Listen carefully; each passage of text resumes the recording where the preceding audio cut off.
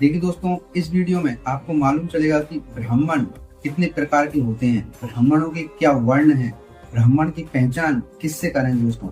यानी दोस्तों आपको इस वीडियो में मालूम चलेगा दोस्तों कि ब्राह्मण कितने प्रकार के बताए गए हैं, किस कार्य से ब्राह्मण की पहचान कर सकते हैं कि ये कौन से वर्ण में आता है या इस ब्राह्मण की क्या पहचान है।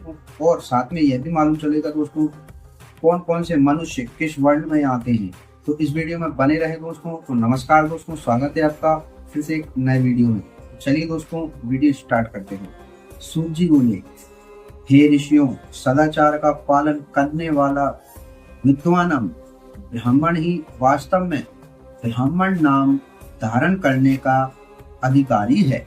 यानी दोस्तों जो विद्वानम ब्राह्मण है वह अगर सदाचार का पालन करता है दोस्तों तभी जाकर वह ब्राह्मण नाम धारण करने का अधिकारी दोस्तों, तभी उसको ब्राह्मण कह सकते हैं दोस्तों।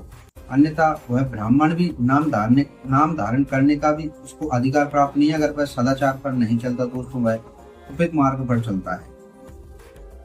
जो केवल वेदोक्त आचार का पालन करने वाला है उस ब्राह्मण की विप्र संज्ञा होती है।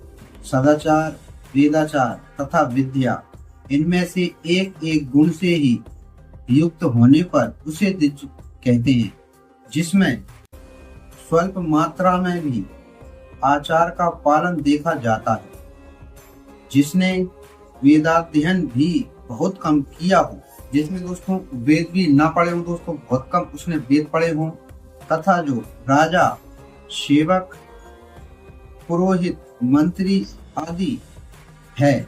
यानी दोस्तों वह अगर जो ब्राह्मण है वह राजा है, सेवक है, पुरोहित, मंत्री आदि है, उसे क्षत्रिय ब्राह्मण कहते हैं।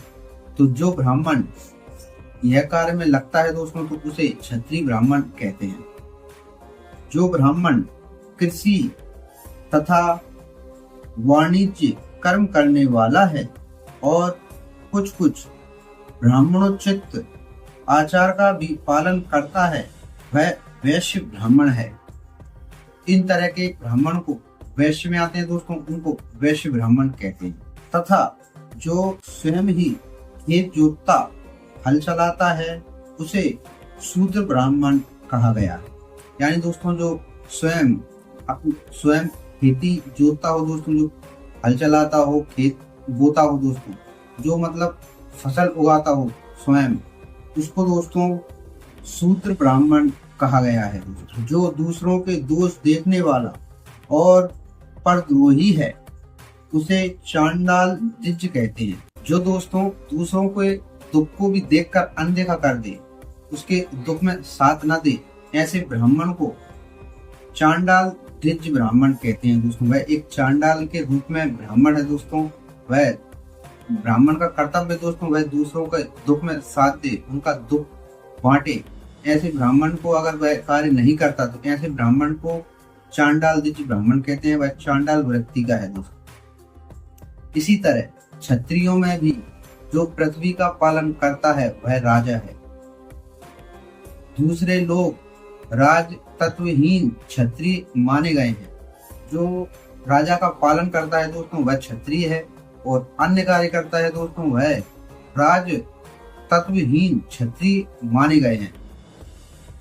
वैश्यों में, यानी जो वैश्य आते हैं, तो वैश्यों में भी धान्य आदि वस्तुओं का क्रय विक्रय करता है वह वैश्य है। जो फसल वगैरह होती है दोस्तों, धान्य वगैरह, तो इनका फेरबदल यानी खरीदना बेचना इस तरह का विक्रय कार्य करते हैं, उनको वैश्य कहा गया है। वह वैश्य में आते हैं। यानी यह कार्य दोस्तों इनके ही थे, लेकिन आजकल कलयुग में हर कोई कुछ भी कार्य कर रहा है दोस्तों। जैसे नाव जो खवास रहता है वह दाढ़ी या कटिंग बनाता है दोस्तों, बाल बनाता है। लेकिन अब तो कोई भी हो दोस्तों, ब्राह्मण हो या कोई भी हो दोस्तों, सब यह कार्य करने लगे। मतलब एक दूसरे के कार्य में सब लग गए दोस्तों। अब ऐसा नहीं है तो जिसका जो कार्य वह नहीं कर रहा है दोस्तों। सब कार्य से आजकल पहचान कम होती है दोस्तों, लेकिन फिर भी यह कार्य बताए गए हैं।